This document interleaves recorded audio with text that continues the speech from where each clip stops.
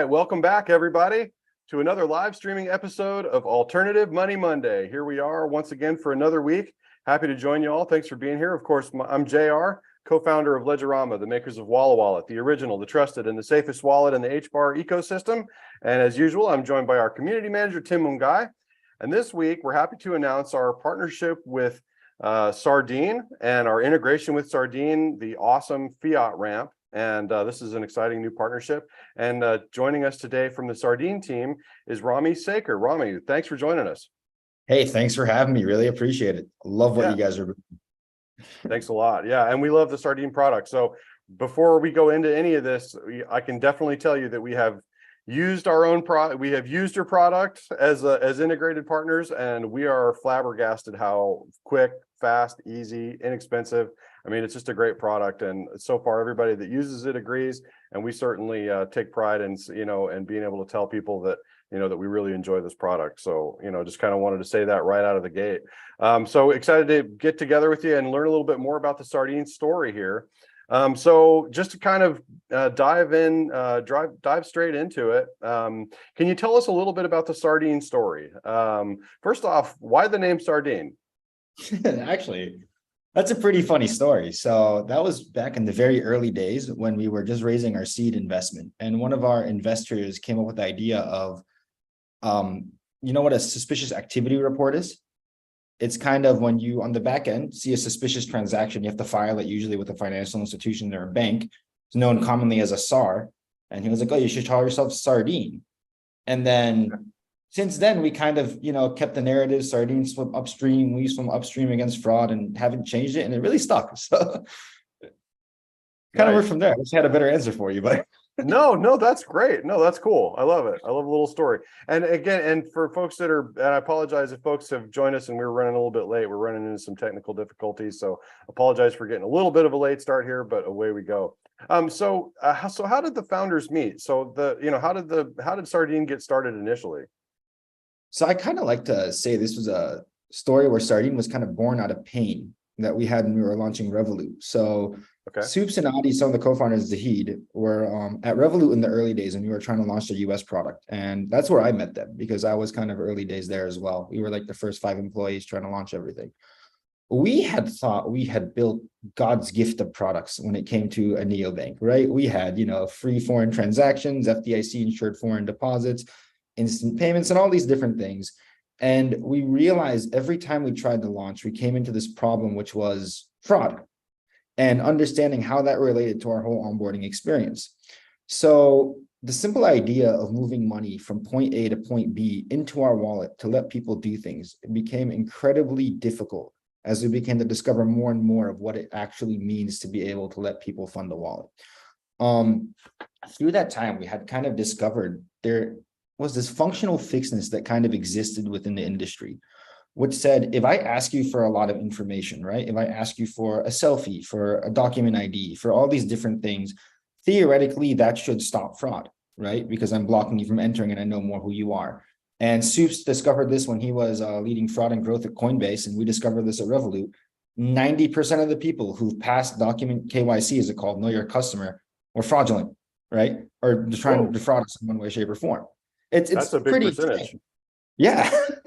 So when we discovered and looked into kind of actually how to try to prevent fraud, we had discovered that this, initial thought process that was carried on from the banks when the first neobank started, which was, I collect the same information that you collect when you walk into a bank, didn't necessarily help prevent that. And one of the missing elements was that when you walked into a bank and you showed them your ID, you showed them your social security number or your proof of address or whatever it was, they could see your behavior. They could understand who you are, understand kind of how you interacted with them, which we kind of saw as a missing piece into our own on-ramp, right? When you talk about the on-ramp just into Revolut in the first place. So most of the infrastructure and systems were built kind of retroactively trying to detect these things. So we would kind of figure out how much money we'd be willing to lose per user and what information we need to collect it from them before we could better understand who they were when they interacted with our app, and then we could stop that. Now, that process came with trade-offs, right? That process came with trade-offs to user experience. That process came with a lot of fights with our partner banks trying to figure out how we can make that conversion optimized. And at the end of the day, we realized there was this missing piece that wasn't enabling us to unlock all these faster and safer payments, which was, fraud detection. And the core fundamentals of that is behavior. So when Sardine was first started, it was started as a fraud prevention service, which was, how do we look into the way you're interacting with your device, right? Capture this behavior, if you would, that you would normally get seeing someone face to face, to better understand who they are and who they're not. So we do things like look at the speed at which you type in your name, look at the way your mouse is moving, look at where you're saying your device is located versus actually located. Are you using a VPN, for example, or taking lessons we've learned from, all different parts of our past companies and lives? For example, one of my favorite ones is we look at the way your device is moving to see whether or not you're an actual natural person or not. We got that from Zahid's time at Uber, where they were trying to detect fraudulent people trying to just, request rides and not get them because Lyft was trying to fight against them during that time.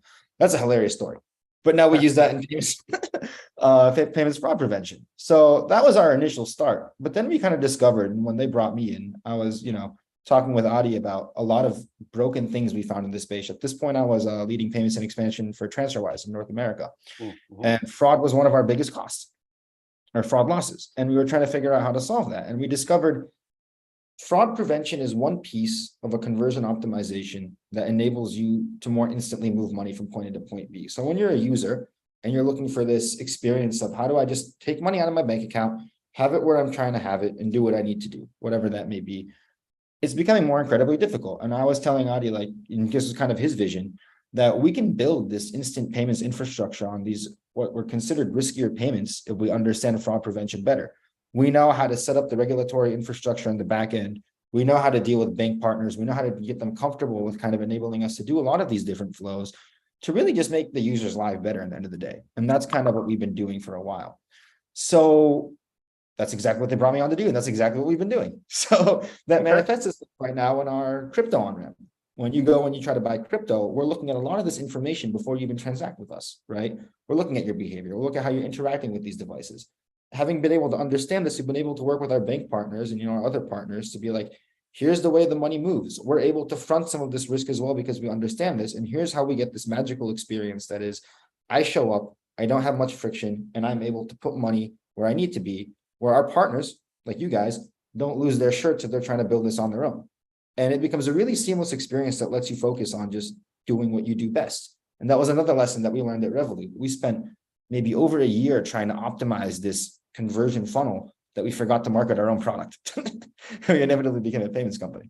So that's kind seamless of is definitely, if there was any word in there that I could pick up on, it was definitely as far as our own experience of the product, both from a development standpoint, business development, and from just a product experience. Seamless is definitely a word I could use to kind of sum it all up. So I like that you use that. Real quick, so there's a lot of data, and I did want to get a little bit more into the behavioral biometrics that you kind of hinted at. But this was a little bit, so this one was a little bit further down the list, but I'll go ahead and skip to it because you talk about about collecting some interesting information there, like how fast a user is typing their name and how they're interacting with their device generally. So I think one of the things that I'm pretty sure that our audience would want to know is, what does Sardine do to assure the end users that the data that's being collected by Sardine throughout this process isn't compromised or shared with any unauthorized parties or unauthorized entities? Yeah. Data security is one of our most important pillars, and we understand that. And our whole goal is not to necessarily share this with other people, but give this into a holistic score that we give to other people. So for example, when you look at kind of our fraud prevention tools, when let's say a partner is using those tools, we are safely collecting that. We are GDPR compliant, and we look very deeply into a lot of these things. And, our chief information security officer knows way more about this than I do. I'm just kind of spilling. Fair enough. Absolutely. But it's meant to be structured in a way where we can help people get the signals they need without actually getting the information that we can like store themselves. So for example, if someone were using us in a fraud prevention capacity, right? We would tell them, hey, here's the person, here's their risk score, here's how much money we think you should risk with them, right? Wouldn't necessarily blow out the floodgates and say, here's exactly how this person was moving and such. But we take this very seriously, and that's something that we hope to never compromise. Gotcha. So there's a score that's associated with the identity, and that score is relayed, but the actual kind of minute the kind of minutia detail is not. Yeah, and it really depends on what capacity our players work with us. And now we dig very deeply into how they operate as well in the case that we may share information with them. And most of the time we do share information with them is because it may be obligated by a regulatory scheme or something of Right. that sort. Got it. End of day though, yeah, if you think about how these risk scoring products are built internally at any fintech, it's you're taking in a bunch of data and you're giving a user a risk score, and that risk score puts them into a bucket, if you would, right? High Mhm. risk user, medium risk user, low risk user. And then from there, the team makes a decision on the back end, right? On whether or not they would allow you to transact or not, or how much you can transact. We just Right. do that in a more pinpointed way rather than kind of using broad strokes. Right. Right. Yeah, because it's pretty it's pretty one directional, right? When you're dealing with this fiat to crypto, it's like, within the fiat world, there's, you can claw transactions back, and there's flexibility, there's, like you'd mentioned earlier, FDIC and these kind of things. But typically, of course, when you're moving from the fiat rails into the crypto world, it's like these transactions are kind of one way. It's, and so in order to kind of give that visibility into that one-way street, that, where the funds that just left the bank went, you've got some information to at least assure, your clients and customers that, that the transactions, it's yeah, Yeah. it's not gonna be, they're not gonna request a chargeback or something like that. So in Sardine's mission statement, there's a mention of course, preventing different fraud vectors, identity fraud, account takeover, and one that I noticed, friendly fraud, right? So can you tell us a little bit about what's friendly fraud? This is actually really interesting. And this has a lot of implications into the way the industry works. And a lot of the reason why you'll find a lot of your card transfers may be declined. Um, Friendly fraud is a term used when someone isn't necessarily acting initially to defraud you, but then kind of for whatever reason wants to take the payment back because they don't feel comfortable with what they did or they lost a bit of money. We saw that manifest itself a lot of times when you see volatility in the crypto markets. So say someone kind of got in at the peak of Bitcoin before it like tanked a little bit, they lost a bit of money, they get stared, they get shaking, right? This is the first time they've kind of entered it. They call their bank and they go, yeah, I never actually authorized this payment. And given the way the scheme works and a lot of these different things, specifically with bank transfers, right now that just automatically gets accepted. And it's a very difficult process to dispute. So there's a lot that we do to kind of figure out how to prevent that in the first place. Now, it's still like a work in progress, right? It's not perfect by any means.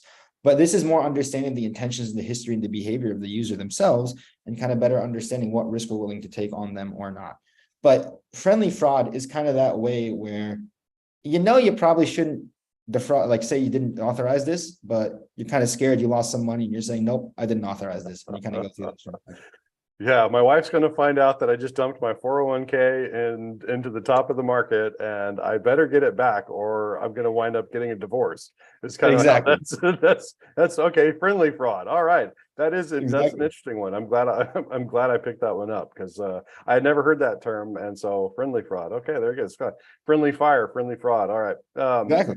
Yeah, it makes sense though. I mean, you can imagine the scenario. All right. So one of the tools we mentioned, we hinted on this a little bit, and you just did as well, but with the behavior, right? So one of the tools that Sardine uses is behavioral biometrics. Now, Walla Wallet requires and relies on biometric authentication at the device level. Security has always been always been at the forefront of our minds. As a small company, as a new company, we said, what is the one thing, we kind of started off from a negative view, right? And Mhm. this is something I picked up from one of our advisors. If you start off with what is the one thing that we could do that would absolutely ruin our company, right? What would just destroy us? Instead of saying what's going to make us successful, right? We kind of start off from what is going to absolutely kill us if we get this wrong, right? And it was like, well, security, right? If somebody using Walla Wallet gets hacked and they lose, a couple $100,000 of HBAR, or a couple $1,000 or a couple dollars of HBAR because of improper security practices, as a small startup, that could really ruin our day. So in any case, we're one of the few companies that really takes this kind of enterprise grade security standpoint first, not compromising on security, relying on biometric authentication with the devices is absolutely the safest way to verify that the transaction being signed is being signed by the user itself. But you mentioned this behavioral biometrics. Can you talk a little about what is behavioral biometrics and how does Sardine use that? It's actually really interesting. So when we look at the way you type your name or the speed you're typing it, right? Or we look at kind of the manner at which you're giving us your information, there's a few different things that we can begin to detect to be like, okay, wait, are you or is someone trying to impersonate being you? For example, if we see your mouse move in and out of a screen multiple different times, switching between fields, we know there's probably something happening there, right? If you are, depending on your age, typing in your SSN and it gets typed immediately versus kind of the normal way someone would do it, where they type in their information, recalling their memory, that's another signal, right? If someone's copying and pasting a bunch of information, that's another signal. And then we're able to kind of combine all of these into a way to be like, wait. Is this actually who this person is?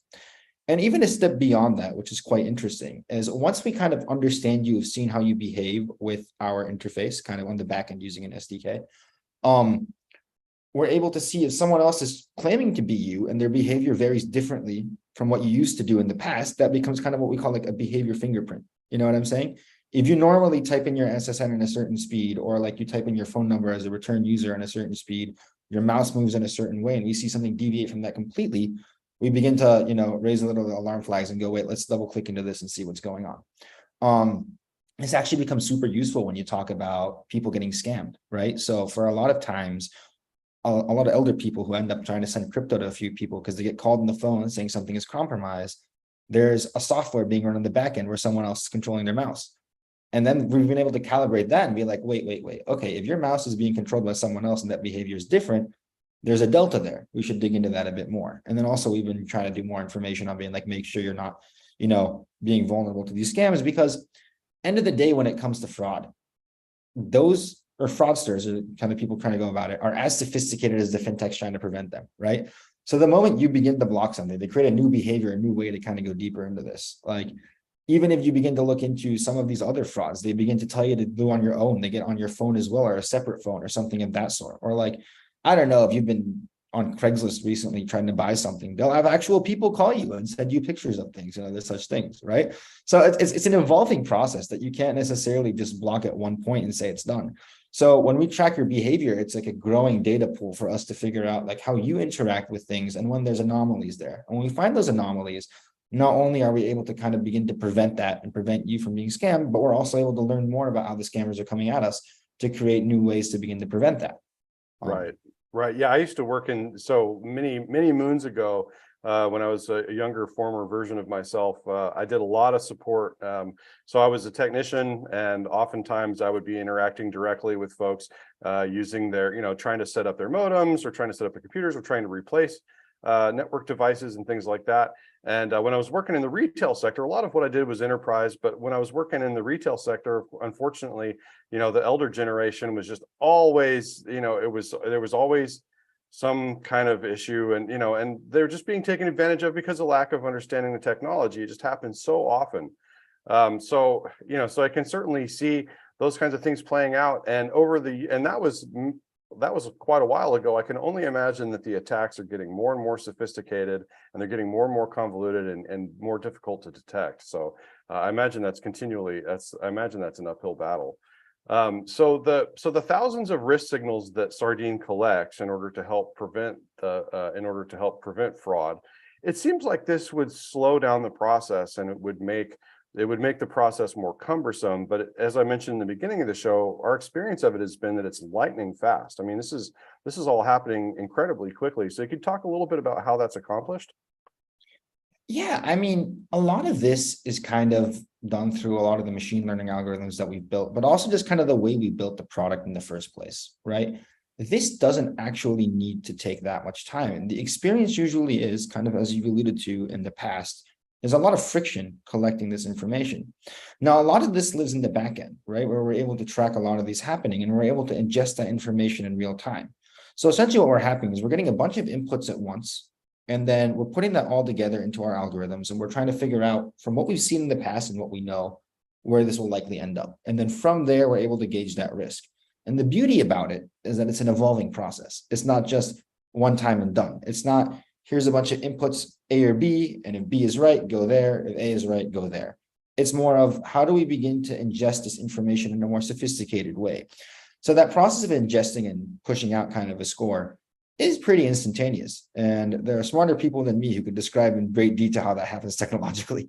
But on the back end, that's the main idea, right? Is how do you scale this? And you essentially create a bunch of data inputs and you put it into kind of a few different algorithms that you have, looking at the behavior of what happens from there, understanding those inputs and spitting out a score if you would. And then as that begins to evolve, you can begin to change those inputs or customize those inputs and then change what those scores mean and how they get interacted. And it's kind of that flywheel, if you would, of Right. different outputs that enables that to scale way quicker. Right. And so perhaps I should have mentioned earlier on, but the name of the company is actually Sardine AI, correct? So Yeah. Sardine and Sardine.ai being the handle. So utilizing machine learning and AI definitely at the forefront and definitely, being an integral part of how Sardine accomplishes its mission. And I didn't mention that, so I figured that was important to put in there. Awesome. Hey, Yeah. sorry to interrupt. I just was wondering, when you're talking about the behavioral data that you guys collect, in case some kind of fraud happens, do you, if all your alarms go off that this person is behaving very strangely, do you prevent that person from doing the transaction, performing the transaction, or do you wait for the end users to report it? And how would I report it if such a thing, I suspect I have been, something terrible has happened? So on our end, we kind of generate those scores. And when it comes to us moving the money on our own, we usually block it, right? We prevent those users from going in until we get more information. In the cases our partner does that, now that's up to them. We can give them kind of everything we know and what we would suggest, but they ultimately make the decision. Having said that, right, we're not all perfect. We're pretty good. We're probably better than most other players you've had. But as you know, fraud evolves over time. So we begin to learn more and more from that experience and moving forward. Now, one of the cool things about what we do and how this is enabling us to unlock a few more, payment verticals is because we collect all this information and we're able to understand this and kind of give these scores and block and enable people and have that evolving process. We're partnering very deeply with a lot of, financial infrastructure players and card networks to be able to enable us to do more risky plays, if you would, or what would be considered risky plays when you understand the fraud, unlocking that vector, right? Making, risk faster payments and secure payments going forward. So crypto was a very interesting market that we kind of got into because we realized a lot of the crypto exchanges needed this, fraud detection service. And we were figuring out how to make this as smooth as possible. And from there, we're working closely with a lot of our banks and card networks to unlock this, experience that didn't normally exist in the past. Because if you didn't have this fraud prevention service doing bank transfers on what's called the ACH network or through Nacha, which is a 2-day settlement, we've seen players lose up to 10% of all their volumes to fraud losses, which is pretty huge. And then being able to reduce that and get that to a manageable, scalable way is there. But I hope I answered your question. But on our end, we usually block those players, but it's still an evolving process. And we're trying to get better and better as we go forward. So when we do see those situations, we dig into it, we try to learn from it, and then build from there. So you mentioned ACH. So instant ACH is a very attractive product. I love it, right? So and that greatly improves the service quality here in the United States. But does Sardine offer services in other regions as well? And can you tell us, are there efforts being made to offer a similar level of efficiency, that kind of instantaneous transaction quality in other regions? Yes, that's exactly what I'm focusing on. Okay. What's really interesting is that when you look at payments in the US versus payments abroad, we have this very unique problem where we have way more financial institutions in more other countries or regions, and we have multiple different regulators. So when you think about what it means to have an instant ACH transaction, and then this will kind of give you context and how we're able to expand this further beyond other countries, is that a lot of our banking institutions aren't able to just simply communicate with each other and recognize those communications. If you take a few steps back and you look at what a bank transfer is, it's really just a message, right? It's a bank telling another bank, hey, I owe this person less, you owe this person more, and we need to settle these on our books based on accounts that we have with each other. Now, given that a lot of these financial institutions don't have the technological infrastructure, if you would, to be able to receive these messages and acknowledge these messages, that's where most of the delay comes in that transfer window of what's called an ACH transfer. So you have like 5 or 6 banks that have a majority of all our deposits, and then another, I don't know, 10,000 financial institutions that still aren't able to do that as quickly as possible. And you've probably, if you're in the industry, heard some rumblings about, RTP or Fed Now, which is kind of trying to play around with this idea of pushing money instantly. And inevitably, the blocker to that is this communication between banks. Now, when you look at other countries and regions, they've kind of been able to solve that. I think the UK is one of the best examples I've seen. And if you look at Brazil as well, and also interesting example. So UK, through faster payments and their open banking kind of infrastructure that they mandated through the regulatory regime, forces banks to enable you to allow a user to go into their bank and push a transaction to you, right? Which means they are authorizing giving you that transaction or that money from their own bank account, which is something we don't necessarily have here in the US. Now, most of the time, when you push money, there's very little risk on the fintech side to be able to say they didn't authorize that. Now, you still have things like friendly fraud, and you still have a lot of different vectors that show from that are just completely different behavior. Versus in the US, you always almost have to pull money out of someone's account. And when you pull money out of someone's account, you have a lot of risks. For example, the communication lag between what balance the person says they had, by the time your bank receives that message, acknowledges it and pushes it back, they could have moved the money somewhere else, right? Or in the fact that within 60 days, they can just say, oh, I never authorized this. And there's not really a mechanism within that transfer system, if you would, or NACHA, to be able to dispute that. You have to kind of go through legal channels to do that, which becomes very cumbersome. So when you talk about instant ACH payments, that is purely understanding the risk of a person and taking on that risk as a fintech. But as you begin to go to other markets, the fraud risk vectors become very different because those markets don't really have that problem. Now, Europe may still have that problem, but they're moving more into what's called a SEPA, instant credit, which is very similar to what you have with the faster payments in the UK, right? It's an experience where you can go into your bank via any app and then push the payment to the recipient, right? So then you get into a lot of the vectors that we see with like making sure that the recipient exists, right? Making sure that you know who you're sending to, making sure that you are the person, that you haven't taken over your own account, other such things, which gets really deep into it as well. But because we're able to kind of hit the riskier or the more complicated markets first, if you would, kind of in the US, and understanding that risk, we're able to more easily go into other markets and adjust for different behaviors in those regions, right? Because we are behavior first, and we've been seeing transactions globally as well. So we will very soon have instant bank payments in Europe and the UK. We will also be expanding into Brazil as well. And then looking between those and figuring out how we can actually solve a lot of these problems and the way people are used to interfacing with them, right? What we've discovered kind of in our past lives that are different companies, and what we've seen a lot of other players do, is they'll offer a bank transfer mechanism. But offering a bank transfer mechanism is very different than offering an experience that is seamless, kind of what we talked about. And being able to understand how people behave and being able to build that into a seamless way is what is integral into making sure when we say we offer instant bank transfers in Europe, for example, that is a seamless, what I would call like beautiful experience for a good user. And that's kind of our goal.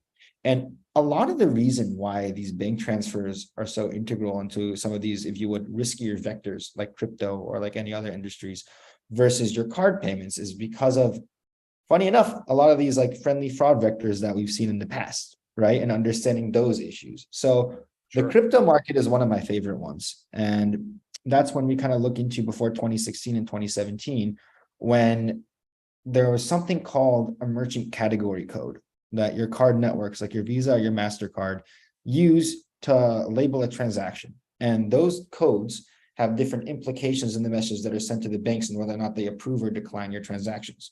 In the past, before 2017, the MCC, or the merchant category code, was the same as if you were buying a digital good off of Amazon to buy crypto. It was a fairly riskless code and had a high acceptance rate. But then these banks start seeing an influx of what friendly fraud, right? A bunch of people saying they lost money or they didn't authorize it when they lost money or other such things. Right. So they quickly switched that code to what's called quasi cash or a crypto transaction. So the moment that happened, right, all these banks began declining these en masse, and they kind of created their own problem for the card networks. And we are actually working very closely with a lot of these card networks to begin at how we can make these more efficient, more secure, especially with this data. But that still is like an infrastructure problem that is yet to be solved.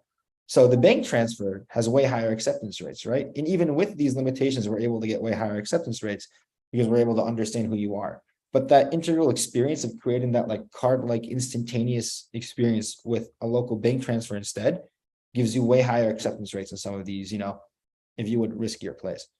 But I can tell you're a problem solver. You like to think through things and figure out solutions to complicated. Because if you like crypto, you're like me. I said both my partner and I, we wanted to get into something challenging. Both my partner and I came from the enterprise world before. We were both with large corporations before we started our little crypto journey. And we said, both of us, before we even met and started talking, but we said, we wanted to work on something that was really challenging. Boy, did we pick an industry that had plenty of challenges. I tell you, there was a lot less of this gray hair before I got into this whole crazy Web3 cryptocurrency space. So, but yeah, definitely plenty of problems to solve within the crypto industry. That is for sure. You mentioned Hey, Rami, something about you mentioned about expanding to other regions. So I'm speaking to you guys from Kenya. And I notice mostly, generally, the African continent is left out in most exciting stuff. So you guys please consider the emerging markets. There's a lot of growth in crypto adoption in very many countries in Africa. So please don't feel shy or timid to get over. That's actually one of our primary focuses. And that's kind of what I'm talking about. When you look at the experiences people are used to, right? So I'm actually speaking to you right now from Argentina.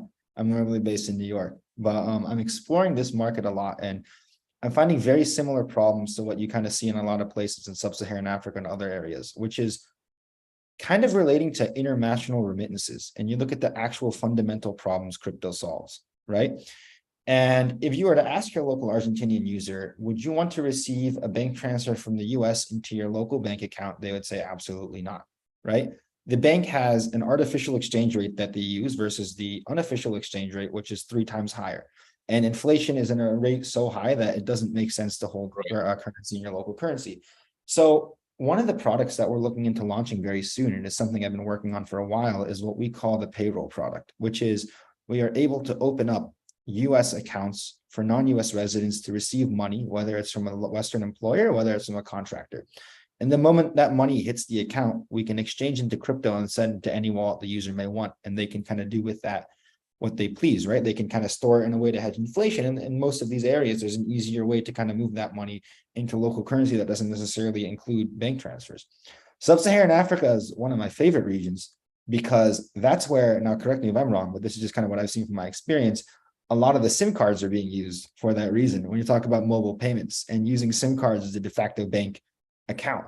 And if we were to look into launching into sub-Saharan Africa, right, that is where I would look more into, is how do we kind of enable these off-ramps and on-ramps from your SIM cards rather than from a bank account that not many people have, or like enabling more cash-based on-ramps. Exactly. Now, with all of these awesome things or like really cool solutions we're talking about, we wouldn't be able to do any of that if we didn't understand fraud risk, right? And weren't able to understand kind of a bit more of the behavioral side and better understand who you are and what you're trying to do, and let a lot of the good players that get forgotten in a lot of these markets get access to these products. And that's kind of what our main goals are, is because we're able to understand fraud better and understand who you are and reduce that risk, we're able to unlock a lot of these different payment opportunities that normally wouldn't exist. So like, maybe just to let you know, sub-Saharan Africa is on top of my mind, and I'm trying to figure out a way to do that properly.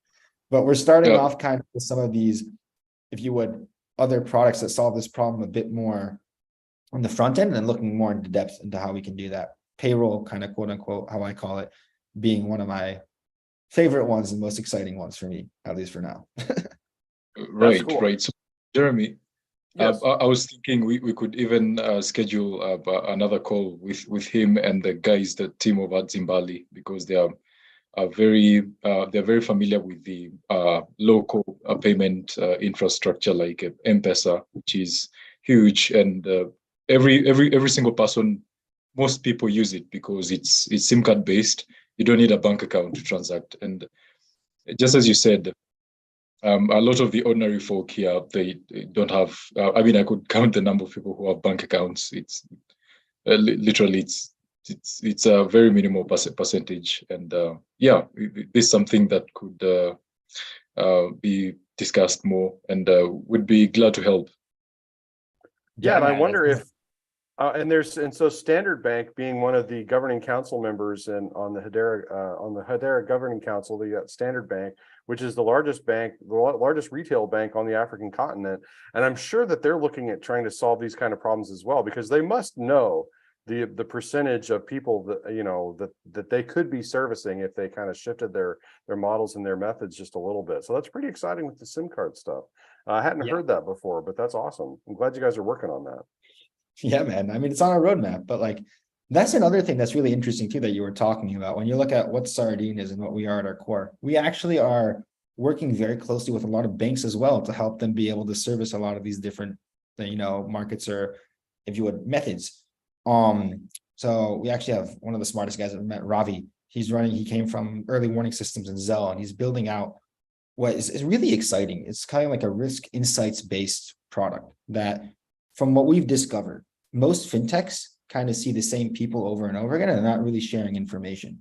And this information also isn't accessible to banks as well. So on the one hand, we're creating a database of all the different kind of fraudulent users we've seen in the past, what we've seen from them, to be able to, like, you know, send to banks and fintechs to be like, hey, this guy has defrauded this company of this much money. Maybe you shouldn't let them transact. You know what I'm saying? And the banks do share this data on the back end. They just don't share it with fintechs, and kind of creating that level of oversight. But the second one as well is enabling a lot of bank partners to use a lot of our fraud detection services and our behavior biometric services within their own products and the products they offer to other fintechs, to enable them to more safely access a lot of these different vectors and other such things. So yeah, we would be happy to work with them. Like, we're going on all different angles of the space with the main goal of making payments safe and faster, and unlocking what are more traditionally considered traditionally risky payment methods, and enabling the good users in those regions who normally get forgotten because of the riskiness of that environment to take advantage of these products and really, you know, make their lives better. Now, one of the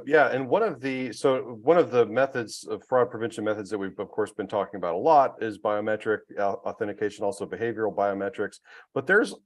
As we've mentioned, it's a continually evolving space, and there are tricks and ways of getting around biometric and behavioral authentication as well, through something I learned about called authorized push payments.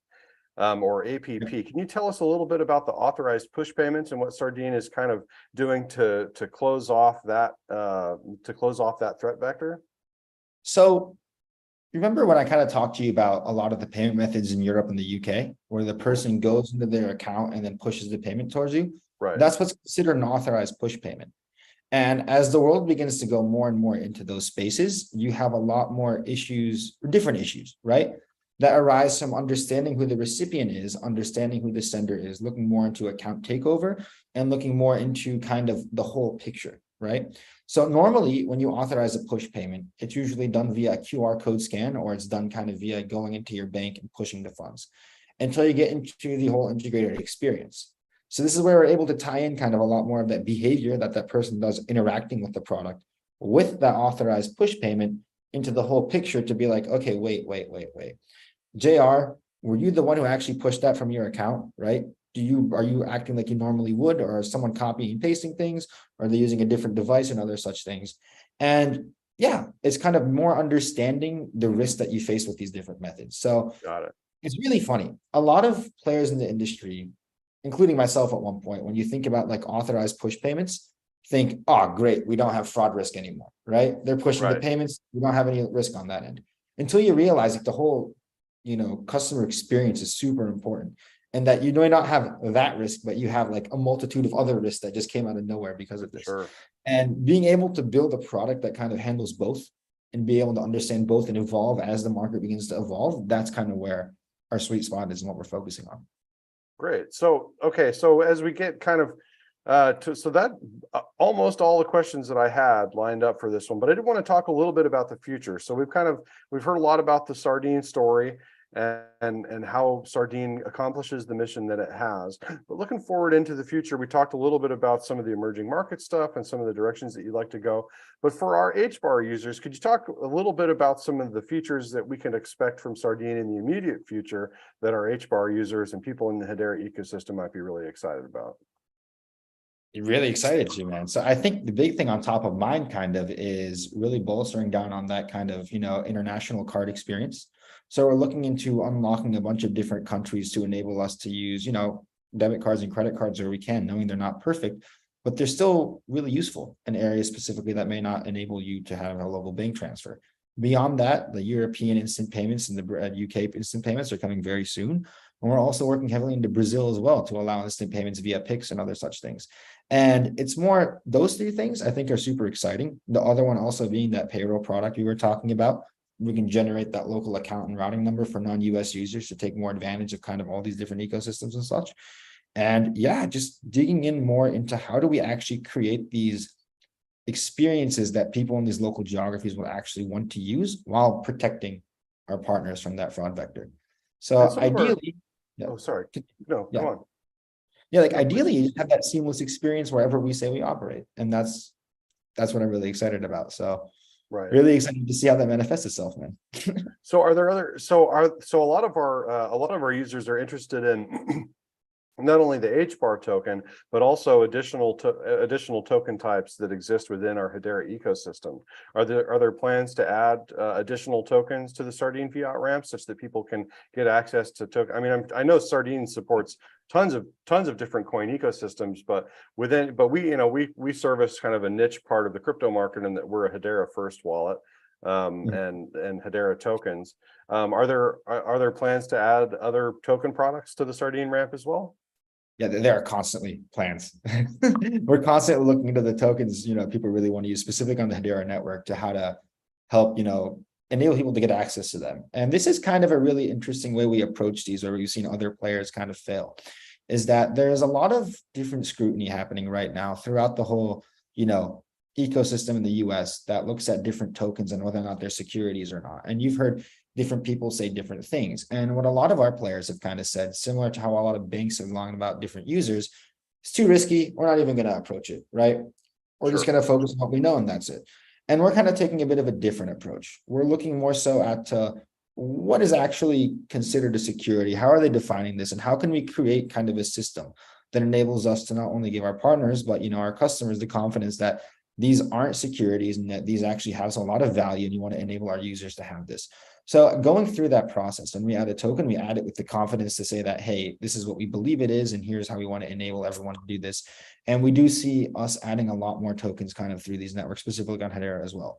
So it's more so a matter of time less so than it is a matter of will we or won't we, if that makes sense. Right. So you think that will include things like stable coins and non-fungible tokens, the NFTs? Do you think that those are going to be included in that list of products that you'll support?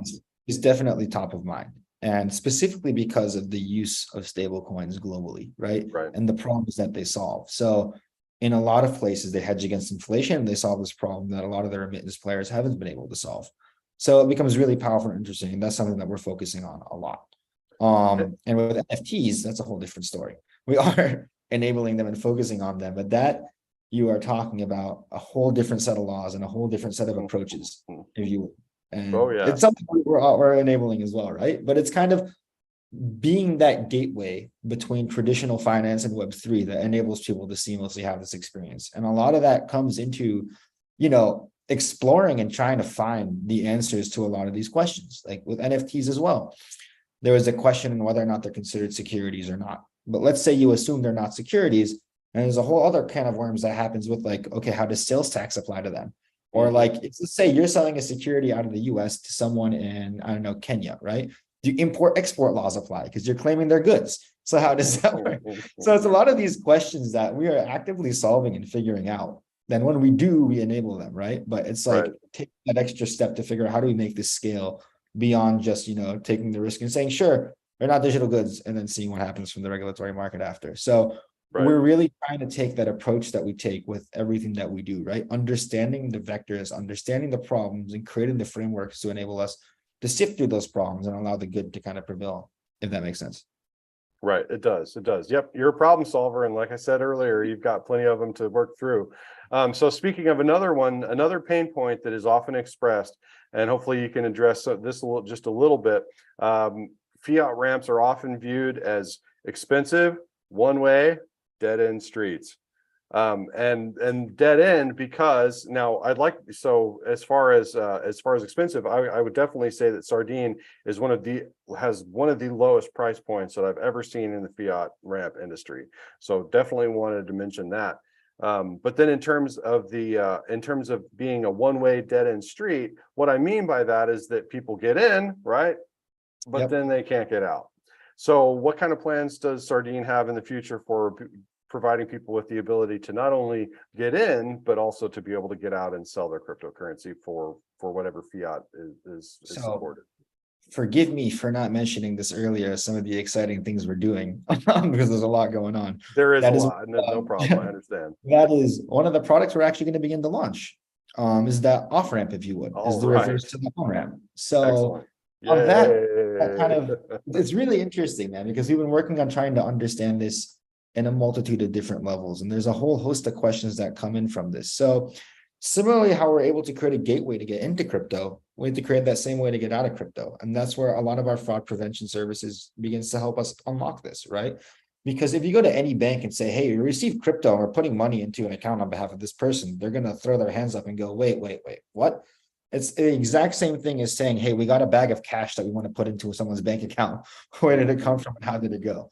Right. So us kind of working with a few different partners to better understand kind of the history of the wallet the funds are coming from, who you are, underwriting you, if you would, for lack of a better word, and being able to see that, hey, we've been able to know who you are and understand you into a manner where we're able to receive that crypto on your behalf and use our partners to push that crypto into whatever bank account you want. So very shortly, we'll be doing that in the United States, right? You'll be able to receive money instantly in the banks that are able to accept it, right, via RTP, within a few days if it's on the ACH network, or we're actually looking into a lot of different ways to push to your debit card as well, and being able to see how to expand that internationally. Now, ideally over the next year, all of the payment methods that we do on bank transfers where you can put money in, you'd be able to put money out as well, right? And using us kind of as that gateway to go back and forth. But again, it kind of goes back to that whole experience of making sure, A, that it works for the user's end and that it's seamless, and B, that it works for our partners as well as ourselves. Even in the cases where we are the regulated entity on our own, we need to make sure that it's scalable, right? And that when people look at what we're doing, it makes sense and it scales. And we're able to unlock a lot of these from our core ability to understand fraud and understand who you are. Right. I know the retail users for sure want to be able to want these off ramps, but what's even more interesting to me is the fact that the merchants. So merchants need to be able to seamlessly move in and out of these systems. I've talked to many merchants that are like, look, I really like the crypto space. I hold some cryptocurrency myself. But as a merchant, there's too much friction. I can't afford it. It's too volatile. There's really no way for me to safely and securely move in and out. And so as a merchant, even though I'm a believer in, if there were more efficient rails, then I would use them. I would maybe contemplate taking something like HBAR or a fast transacting cryptocurrency. I would consider accepting something like that for payment. But as it stands, there's just not the rails, and so they kind of stay away from it. So great to hear that. So that I just think that the off ramp portion is super important, not only for the retail, but even more so for the merchants. So it's actually really interesting you mentioned that, and this is kind of one of the spaces we're looking into as well. Like, having built a few of these companies or been part of building, and having seen a lot of companies, not even in the fintech space, kind of expanding internationally as well, you see them building up what is essentially a payments infrastructure with local accounts, with local regulations in different markets to be able to send and receive money, and have this host and multitude of other problems. And when you look at creating kind of these on and off ramps, right, and being able to create that fungibility between, if you would, fiat and crypto, that makes a very compelling case to begin to use like a stablecoin denomination as treasury management, because you're able to more easily send those payments in and out of those local jurisdictions without having to worry about like aggressive FX fees and other such things, which is like, I think, the next level. So really excited to see that you're thinking about that as well, because that will unlock a new space. Yeah. We just, we see the pain points, and, we see the things that are preventing adoption. We're there on the front lines, kind of in the trenches every day, talking to both retail and both B2C and B2B use cases. And, yeah, any opportunity that we've got to solve or to kind of resolve some of these pain points, there's a lot of opportunity behind resolving those pain points, as we know. So we're getting towards the end here. Tim, if you would, I'm going to do, since unfortunately Brandon, the HBAR bull, wasn't able to join us today. Brandon normally does our Market Mondays, but I'm going to rattle off some of our Market Monday stuff. But Tim, if you could, while I'm doing that, if you could kind of take a peek and make sure that there's no questions coming in from the live stream audience. And then, of course, my favorite part of the show, we pick a winner from our Twitter family to win 10,000 JAM tokens. So if you could kind of look for our Twitter winner, Tim, and any questions, I'm going to run through Market Mondays here on Alternative Money Monday. So overall, largely flat in the cryptocurrency markets. Total market cap went from it's really floating right around the 1.05 trillion mark. So just above and below 1.05 trillion. So essentially flat in the total market cap. Bitcoin going from 22.9 thousand to 23.2 thousand. So largely flat, up 1.3% in the Bitcoin market. And then HBAR underperforming a little bit over the past 7 days, going from 6.8 cents to 6.5 cents over the past 7 days, down about 3.5% over the past 7-day period. And of course, none of this meant to be investment advice. Take all of this as educational and entertainment purposes. We're people sharing our educated opinions on YouTube, but please do your own research, not investment advice. All right, so that's really the kind of down and dirty version of the Market Mondays. Tim, who have we got for our Twitter winner? And real quick shout out to Andrew Antar and the folks over at Tune.fm. Andrew Antar is one of our good friends. He's been Tune.fm, the streaming music platform where the music, when the music gets played, the artist gets paid, has been one of our trusted and stout partners and good friends for a long time. So shout out to Andrew Antar and big appreciation for helping us with these promotions. I love getting these promotional tokens in the hands of folks. They're not only promotional, they're real world utility as well. You can pick music from all around the world, find independent artists and support them directly through these streaming micropayments. So we love Tune.fm and we're really, really appreciative for these. So who's going to get 10,000 JAM tokens today, Tim? And before that, it's actually been a while since Andrew Anta actually joined us. I hope we'll consider him the next time. So Absolutely. congratulations. That's a good idea, Tim. I'm going to reach out to Andrew. That's a good idea. We should have Andrew back on. We haven't talked to him in quite a while. Yeah, definitely. So congratulations to Lord Benaya. Lord Benaya will definitely reach out via Twitter and get you a 10,000 JAM tokens. All right. At Lord Benaya, our Twitter family winner of the 10,000 JAM tokens. So thanks for participating, all the folks out there in Twitter land. And of course, all the folks that pop in every week to join us and watch the YouTube live stream. We super appreciate it. Rami Saker from the Sardine team. We can't thank you enough for being here.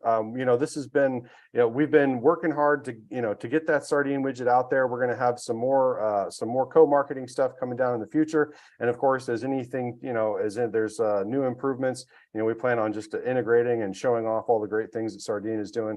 Really great team, really easy to work with, really super responsive. Just can't say enough. And actually, I met Addy, the co-founder, at Quantum Miami over the past week, and not only from a business perspective of just being super efficient and super responsive, but just a really kind soul and really fun to talk to. We shared some laughs over a beer out there at Quantum Miami and had a really good time. So so just can't say enough about the Sardine team. Really excited and looking forward to working with you going forward into the future. So Rami, again, thanks for joining us.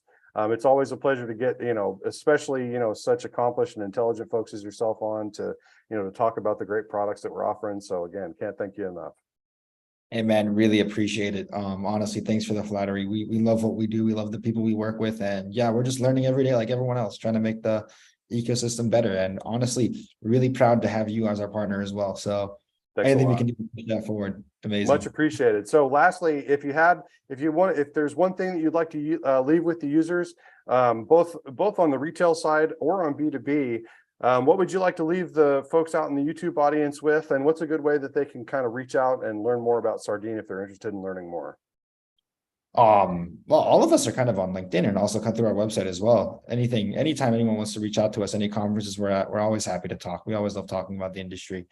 If there was one thing I would have the users leave with, it's kind of one of the things that I've been discovering over time, end of the day, is that all a payment is a message, right? And it's being able to understand who sent it and who received it and acknowledge most of that is what enables all these things to happen. So Interesting. Nice. yeah. That's a nice thought to leave it on. Sardine.ai. This is Rami Shaker, of course. I'm JR, co-founder of Ledgerama, makers of Walla Wallet, the original, the trusted, the safest wallet in the Hedera ecosystem, and joined as usual by my good friend and our community manager, Tim Mungai. Thanks everybody for joining us. Thanks out to the YouTube audience. Thanks to the Twitter family. Thanks to Andrew Antar and the Tune.fm family. Thanks everybody. You know, we'll be back here next week on Monday. Have a great week. Be safe out there. Be careful with your cryptocurrency.